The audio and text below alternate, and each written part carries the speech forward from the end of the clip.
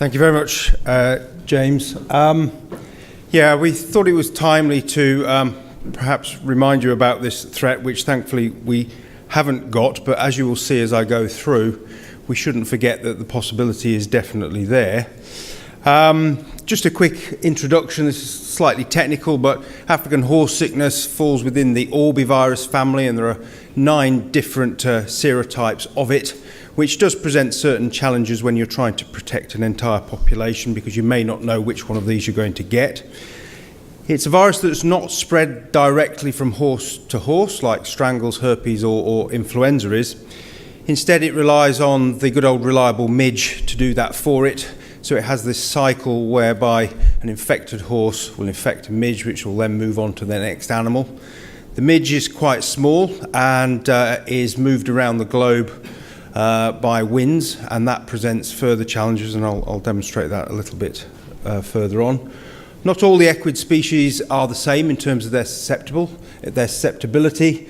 The horse is the most susceptible, so putting horses into areas where this infection is endemic is bad news, and that's what the early settlers in Africa found when their animals went down with this dreadful disease.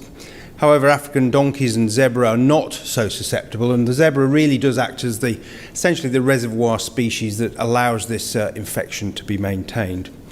So we do at the moment rely on international control by very strict movement restrictions that are applied globally, and again I'll move on to this as we go through.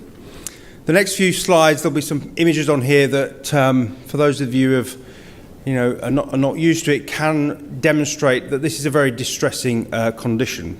There are 4 clinical syndromes associated with this infection.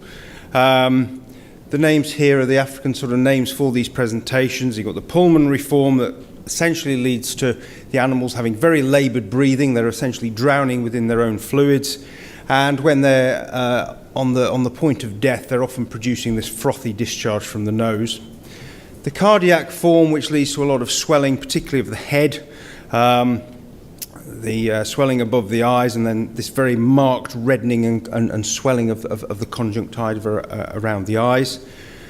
And as you can see there, these have got quite very high fatality rates. So it's pretty certain that when an animal does get this and it's completely susceptible, it's going to either die a horrible death or be required to be put down to put it out of its suffering. There is again a mixed form where you can get all of these signs appearing, and then a milder form called horse sickness fever, which can appear in partially immune horses, so some of the vaccinated animals will present with that form. So again, these are some of the images that we've acquired over the years about this infection. These are all naturally occurring infections, laboured breathing and discharges, so these animals really are suffering while they've got this condition. These are pretty distressing pictures. This is where you're getting the cardiac form with the swelling of these mucous membranes around the eye. Almost look like the eyes are popping out. So what about the global distribution? Well, it's a disease that's considered endemic in sub-Saharan Africa. So all these orange areas here are considered to be reservoirs, if you like, for the infection, and it does occur regularly. It has periodically broken out of these areas and into North Africa and then across the Middle East into Asia. This was in the sort of late 50s, early 1960s. So again, we've got evidence within some of our lifetimes of that occurring. And then one of the most frightening ones and the most recent was in the late 80s, early 90s, where it broke into Spain and then spread back into Portugal and Morocco. And that's really one of the few times that it has been in Europe. And I think you should agree that's starting to get a little bit close to home. So if we set this map against the world map, we can see that, yes, it looks fairly restricted. The Americas haven't had it, Australasia hasn't had it, but we are potentially in the firing line should this break out of the endemic regions. This map here, the blue areas here, these are all countries that trade in horses with the European Union. So you can see that here we have parts of the world that have had and sustained African horse sickness, and we do trade in horses with them. For the eagle-eyed amongst you, you'll see that there's Cape Town here, the Western Cape. That is shaded blue. Although we're not trading in horses directly with that area at the moment, it has in the recent past been a source of horses being imported directly into the EU. So, could this disease get to the UK? Well, pre-2006, we probably said, well, probably not, probably wouldn't survive in our climate. I think we've put those movement controls in place, and the chance of it getting here would be pretty remote. Then a little virus came along and that changed our thinking of it. This map here looks like something from the War Office, where we've got the progression of these troops up from the south, from North Africa, and then we've got this dotted line here, and this little thing here was Bluetongue Virus 8, which suddenly appeared in Northern Europe, the Maastricht region of the Netherlands, and the following year did indeed jump across the channel, blown by the prevailing winds, and we saw this in Suffolk for the first time. So that really was essentially a game changer. And this was the extent of the problem with Bluetongue Virus 8. Many of these northern European countries having quite extensive problems, and these were the sort of restricted areas that were applied within the UK at that time. Obviously we have eradicated that now, but at the time it was very concerning. And this is Bluetongue virus, it's not African horse sickness, thankfully. So that emergence, that apparent parachuting, we still don't know exactly where it came from or how it got in. There are some theories, but it really was a wake-up call for the equine sector in this country. And it demonstrated that you put an essentially foreign virus into our climate, it has the opportunity to get into new hosts, and it can spread quite efficiently. So things were done about that and continue to be done. The industry worked with government, it formed a working group, and that sat for quite a number of years, and I think did make progress, and I'll touch on that. We've seen the development of a control strategy and legislation in order to facilitate an effective way of dealing with this should, God forbid, it ever occur. And we have seen equine industry and government investment in research, in developing resources in order to try and combat this. And very grateful to Sydney for introducing the concept of Divo vaccines. And these would be really important, and I'll come on to that for this particular infection and our ability to be able to control it and go back to a disease-free status. So I touched on the working group. This was a large working group. I think it was I sat on that. I was one of a number of members to sit on that, and it was very interesting working with DEFRA, APHA, the policyholders within government, the veterinary authorities. And whilst it took a little bit of time, we did indeed get there. And these were both published in 2012, African Horse Sickness Control Strategy for Great Britain, and the allied African horse sickness regulations which accompanied it. And these are available in all of the devolved administrations. They're all largely word for word the same, so there would be a united ability or a united approach to dealing with this, because this infection would in fact spread very quickly across borders. It's no recogniser of seas, never mind land borders. So the next 4 points on here really outline what the objective of the control strategy would be in its very broadest terms. Every time I read this, I realise, well, it's very easy to say it, it's very easy to read it out, but actually it will be really hard to do. And I just hope we're never in a position where we're trying to satisfy these 4 objectives. So obviously we would want to identify any suspicious case that could be African horse sickness as quickly as possible.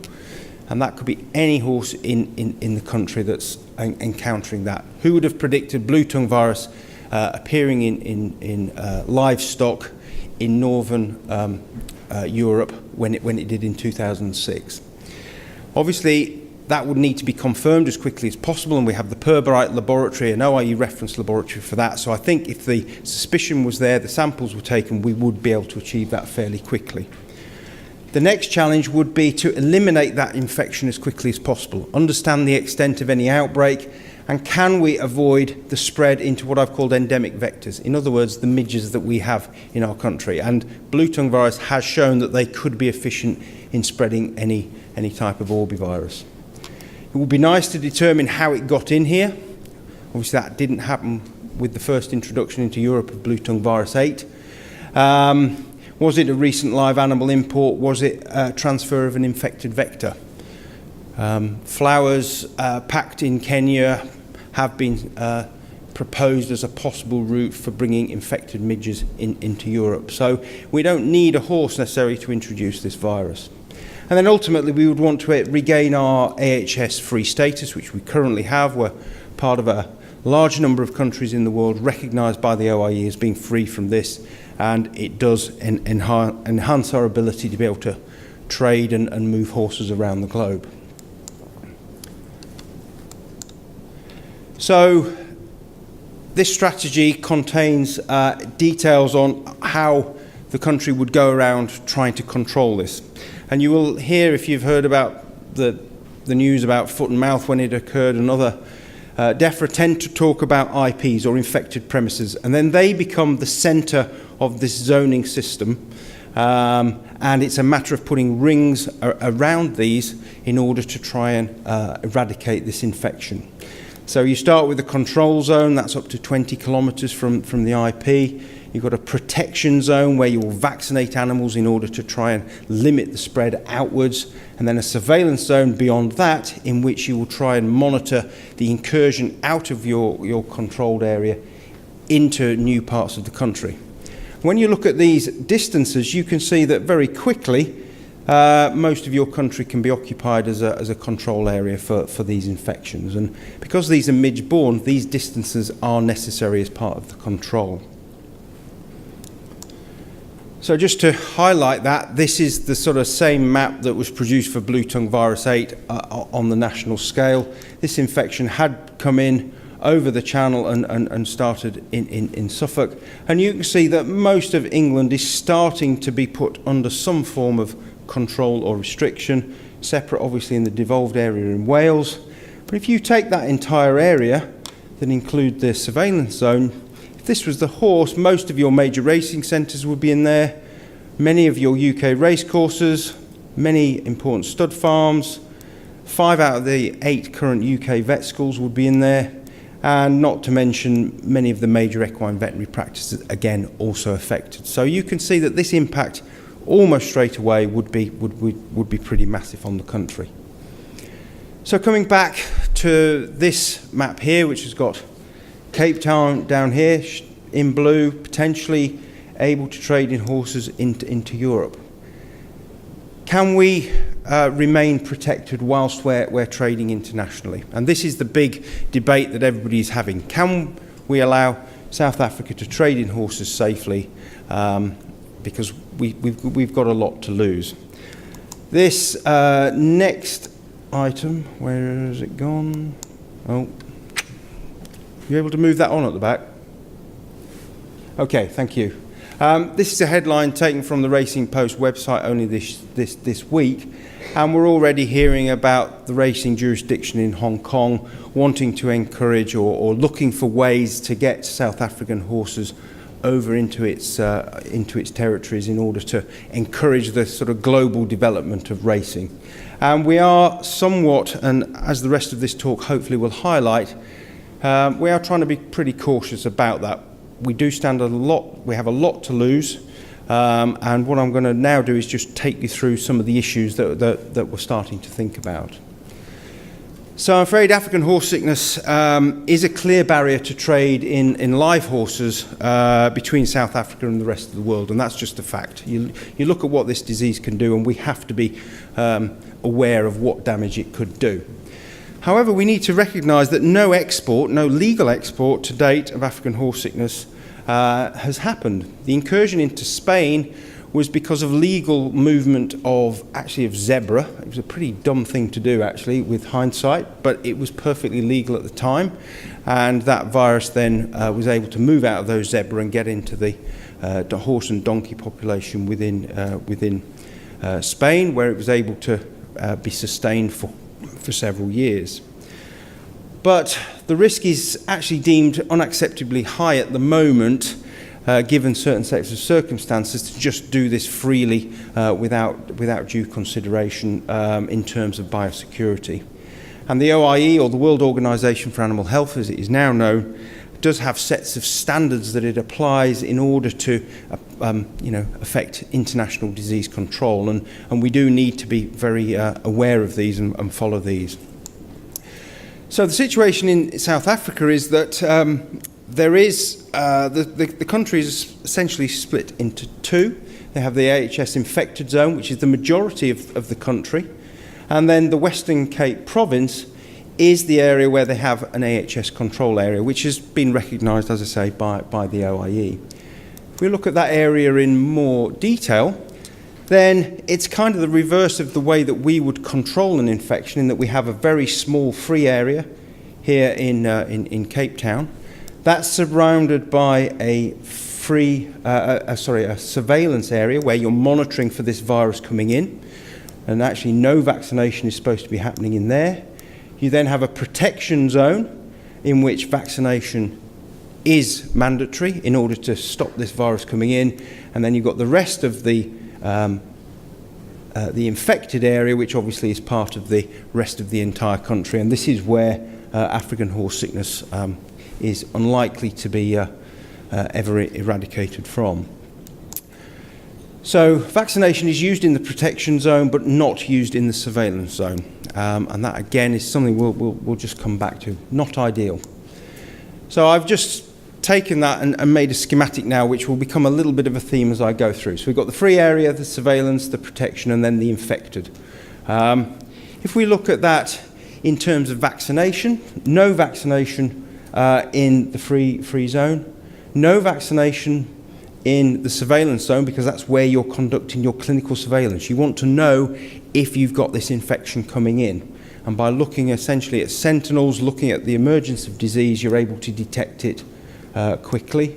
Vaccination obviously encouraged in the protection zone, and this is the infected area where vaccination is again conducted.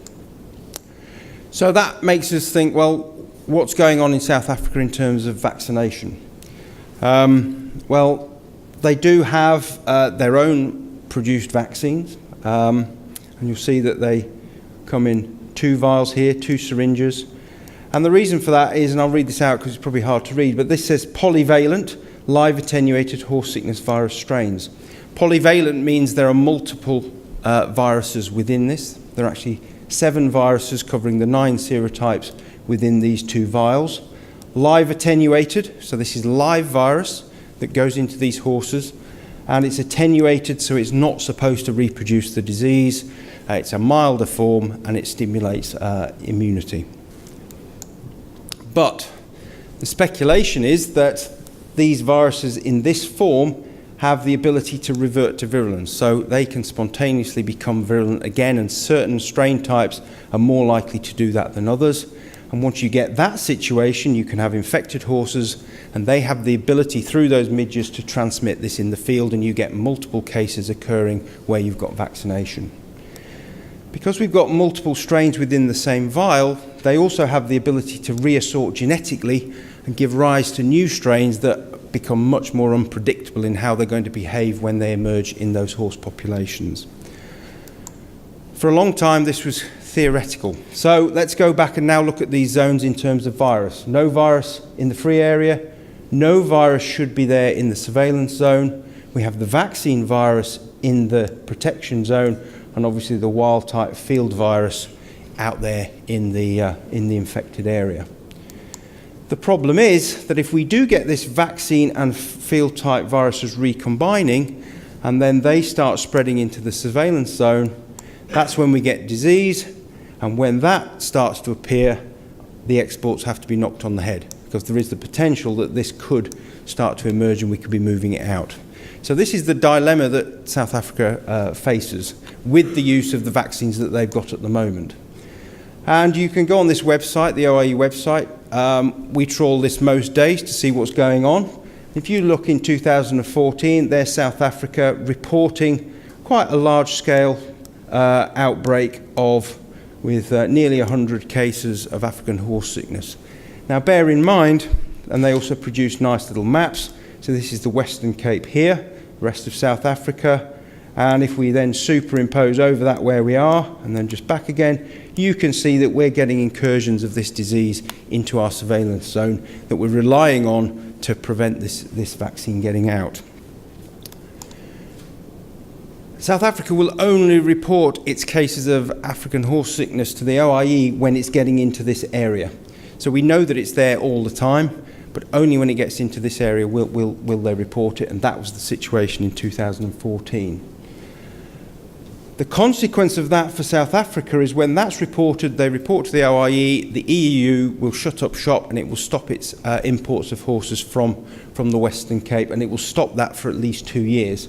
Just to put this into context, there's been no direct equine exports to the EU since February 2011.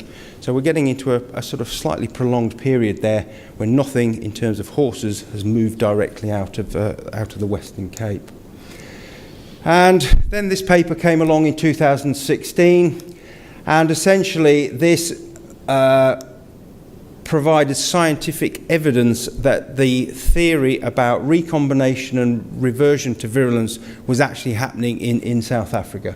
African horse sickness caused by genome reassortment and reversion to virulence of live attenuated vaccine viruses, South Africa.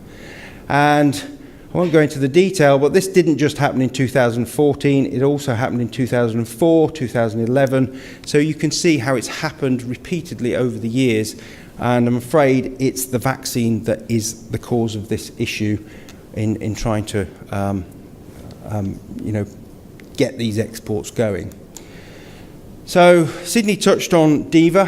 I'm just using a cow example here, found this quite useful. So in natural infection, here you've got a bit of blue antigen, a bit of red antigen. This is the virus that goes in, and this cow in response to this will produce red and blue antibodies that are measurable, and we can detect those in this animal. If you take a rather crude vaccination or a live virus vaccine, essentially you've got the same thing going on, you produce the same antibodies, you cannot tell the difference between these two animals based on this.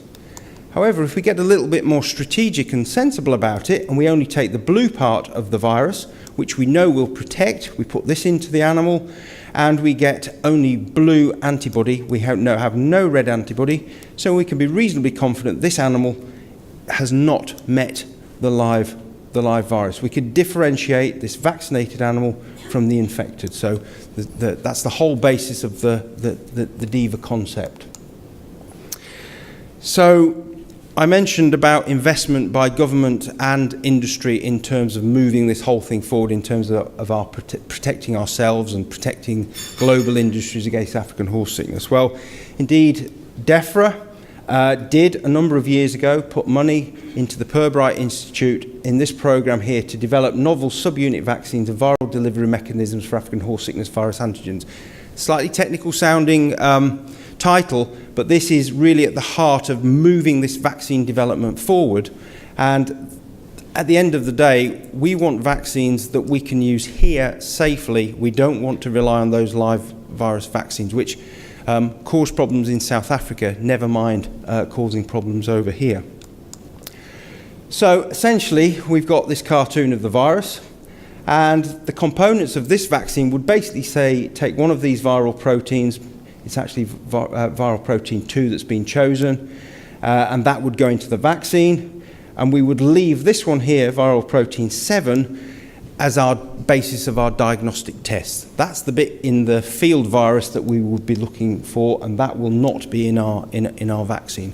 By leaving this out, putting this in, we can then differentiate. A little bit of a busy slide, but essentially the technology now is that you can take part of the genome of this virus that codes for BP2. You can insert this into a totally different virus called a pox virus that doesn't cause disease in mammalian species. These are sometimes avian and pox type viruses. And by then injecting this into the horse, you then stimulate antibody against this protein here. The animal can be shown to be protected. It's got an anti-VP2 response, so you can detect that, demonstrate that it's vaccinated. There's no antibody against the VP7, and importantly, it's not been given any of the whole virus, African horse sickness virus. Now that might sound a little bit futuristic and a little bit fanciful, and it's all a bit sort of, yeah, wouldn't that be nice to do? But actually that's a reality. This is Protect Flu. The same technology has been used for getting on for 15 years now. It's the most widely used flu vaccine in the UK and probably in Europe, and we're using this technology already to protect our animals against influenza. And the same vaccine is available for West Nile as well. So the technology is already there, it's already proven, it's been used in the field. So coming back to our concept here, if we now think about these Divo vaccines in this setting, then I think it should be a little bit more encouraging. Again, we've got no virus in the free area, we've got no virus in the surveillance, we've got no virus in here because we're using our new vector Divo vaccines, but we have got our field virus. What we can then do is by doing routine blood sampling of that population, we should be able to detect, if we get antibody against VP7 appearing, we know that that field virus is starting to incur into our protection zone. And if we wanted to, with this technique, we could extend our vaccination into the surveillance area, and we can provide even better protection for our free zone, or the South African free zone. The beauty of this vaccine is that it would be compatible with our use in terms of eradication, but also in terms of the South Africans being able to protect their populations and being able to facilitate trade. So I'm afraid we're not there yet. Some challenges do remain. I was lucky enough to attend a meeting in January 2016 in Paris at the OIE. And there, the group of people that were there, international meeting, South Africa there as well. And it was clear that horse trade with Africa remains a concern because of African horse sickness.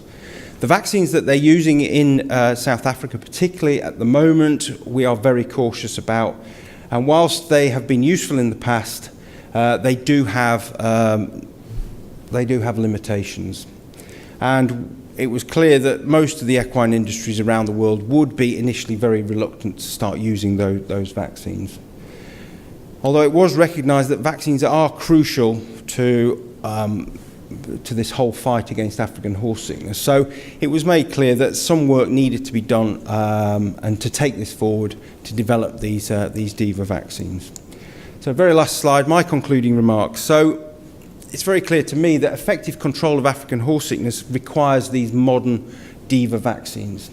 And they can be used in both non-endemic, in order to facilitate eradication, as well as endemic countries, and they would be able to better facilitate trade. These vaccines have been shown, the proof of concept has happened, they've been put into horses, they've been demonstrated to protect against viral challenge, so they are at our fingertips. But the problem we've got at the moment is there is no market in non-endemic countries for these vaccines for obvious reasons. If we think about today, we've got no African horse sickness, so we don't need an African horse sickness vaccine. There's no market for it, there's no call for it, quite rightly. But tomorrow, as happened with Bluetongue virus, we might find that we have got African horse sickness and we need that vaccine and we need it immediately. But there's no pipeline for producing it, and we don't necessarily want what South Africans are currently using. You'll hear the term vaccine bank. Could we have a source of vaccine that we could call upon in an emergency? Well, at the moment, even for these Divo vaccines, that is a commercially unrealistic prospect, so we've got no chance of that actually happening. So what we essentially need is really to have the adoption of these vaccines in endemic countries, and I'm talking about South Africa, in order to encourage commercial partnership and essentially create an ongoing market. If horses in South Africa were using these vaccines, that would create the market to keep this going. And the concept could be that you could have a bulge in this endemic supply chain, a slightly bigger supply within the country where they're produced, that is there in the event that they are needed for an emergency use to deal with an outbreak in a non-endemic country. But only by getting endemic and non-endemic countries aligned in which vaccines they're going to be using are we going to, I think, break the stalemate that we've currently got in terms of getting South Africa into the sort of global racing industry in the way that any of us would want, which is safe and being able to deal with any issues should they occur. I don't know how I'm doing for time, but thank you very much for your attention. Very happy to take any questions. Thank you.